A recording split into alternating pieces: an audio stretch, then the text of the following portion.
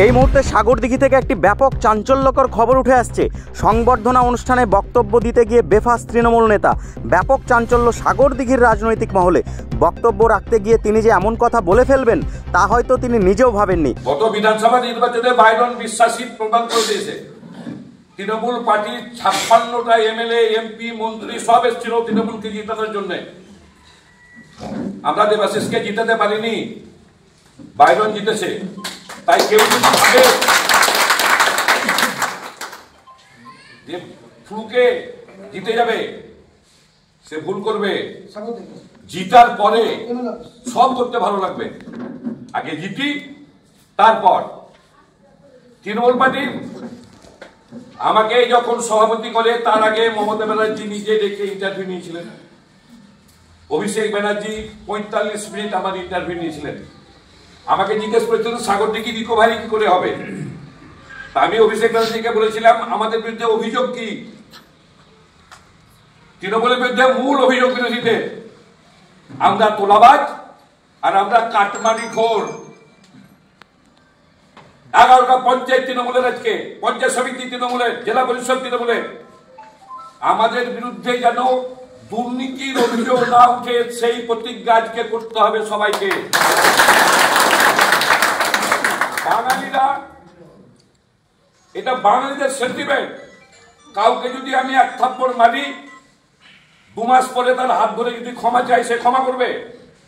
কিন্তু আমার বিরুদ্ধে যদি দুর্নীতির অভিযোগ লাগে, বাঙালিরা ক্ষমা করে না। তাই সর্বস্তরে যারা আছেন দুর্নীতিকে এড়িয়ে চলুন, অন্তত বিধানসভা ভোট পর্যন্ত। একটু আমার অন্তত বিধানসভা ভোট পর্যন্ত দুর্নীতি বন্ধ করুন। বেফাস মন্তব্য সাগরদিঘির তৃণমূল নেতা শামসুল হুদার। জানা গিয়েছে জঙ্গিপুর সাংগঠনিক জেলার অন্যতম সাগরদিঘি ব্লক সভাপতি ঘোষণা না করেই শনিবার সন্ধ্যা নাগাদ তৃণমূল কংগ্রেস প্রকাশ করে 6 সদস্যের একটি কোর কমিটি। সেই কমিটির শীর্ষে রয়েছেন বিধায়ক বাইরন বিশ্বাস। আর এই কমিটির অন্যতম সদস্য শামসুল হুদা সংবর্ধনা অনুষ্ঠানে বক্তব্য দিতে গিয়ে এমন এক মন্তব্য করলেন যা মুহূর্তে রাজনৈতিক মহলে চাঞ্চল্য সৃষ্টি করেছে। মঞ্চে দাঁড়িয়ে তিনি সোজাসুজি বলে ফেললেন, বিরোধীরা আমাদের কাটমানিখোর, দুর্নীতিবাজ বলে। তাই আমার অনুরোধ, অন্তত বিধানসভা ভোট পর্যন্ত কেউ দুর্নীতি করবেন না। তারপরই বিরোধী শিবিরে যেন আগুন জ্বলে ওঠে। কটাক্ষ ছুড়ে বলা হয়, তৃণমূল মানেই দুর্নীতির এপিটোপিট। শামসুল হুদা আসলে দলের নগ্ন সত্যটাই ফাঁস করে দিয়েছেন। রাজনৈতিক অঙ্গনে এখন গুঞ্জন, এটি কি নিছক বেফাস মন্তব্য, নাকি আসলেই ভেতরের কাহিনী ফাঁস করে দিলেন শামসুল হুদা? একটাই প্রশ্ন ঘুরছে জনমানসে, দুর্নীতিতে বিরতি কি শুধু ভোট পর্যন্তই?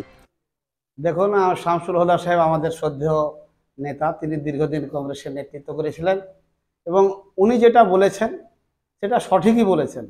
কারণ তিনি ভালো করেই জানেন, উপনির্বাচনের একটা মিটিংয়ে তিনি সেই কথাটাই বলেছিলেন।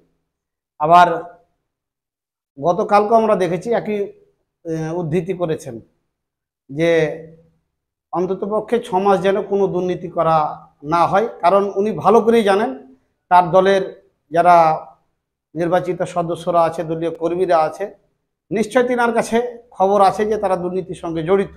এবং আপনারা দেখছেন প্রত্যেকটা পঞ্চায়েতে সংগঠিতভাবে কিভাবে দুর্নীতি হচ্ছে।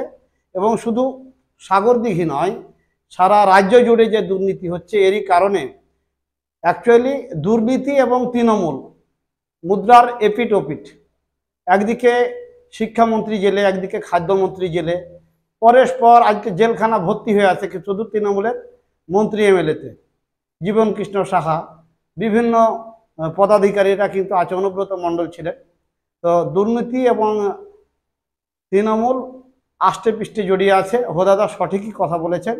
আর আমি কথা বলবো যে দুর্নীতি সাগরদিঘিতে নতুন নয়, বিগত দিনেও প্রমাণ হয়েছে। তার প্রমাণ আপনারা 2023 সালের উপনির্বাচনে পেয়েছিলেন। 2রা মার্চ যে নির্বাচন হয়েছিল, সেই নির্বাচনে সাগরদিঘির মানুষ তৃণমূলকে প্রত্যাখ্যান করেছে।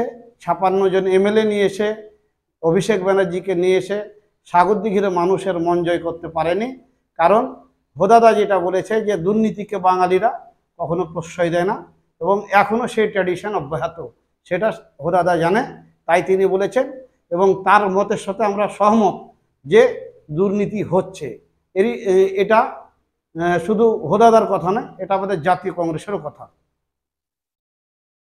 100% উনি যে মুখ দিয়ে বলেছেন দুর্নীতির কথা, দুর্নীতি না থাকলে, তোলাবাজ না থাকলে টিএমসি দলটা থাকবে না, এবং দুর্নীতি না করলেও জিততেও পারবে না। দুর্নীতি করেছে বলেই যতগুলো বিধানসভা জিতেছে। এবং দেখবেন রিসেন্ট মমতা ব্যানার্জি ঘোষণা করেছেন আবাস যোজনা নিয়ে, সেখানেও বাদ দেওয়া হলেও দুর্নীতিতে ভরবে। তাই এটা একটা দুর্নীতির প্রথম ধাপ। আরো একটা তিনি মন্তব্য করেছেন যে আমরা উপনির্বাচনে হেরেছিলাম, আমরা এখানে কাটমানি তোলাবাজ নেতা আমাদের বেশি। তাহলে কি সাগরদিঘিতে সত্যি তোলাবাজ আগে হতো? কি মনে করছেন? 100% তোলাবাজ, তোলাবাজ 100%। তৃণমূলের তোলাবাজ না থাকলে নেতা মানাই না, এবং যে বেশি তোলাবাজ হতে পারবে তাকে প্রথম সারির নেতা বানানো হবে। নাম পরিচয়? আমি রুহুল আমিন, সাগরদিঘি ব্লক সভাপতি, SDPI।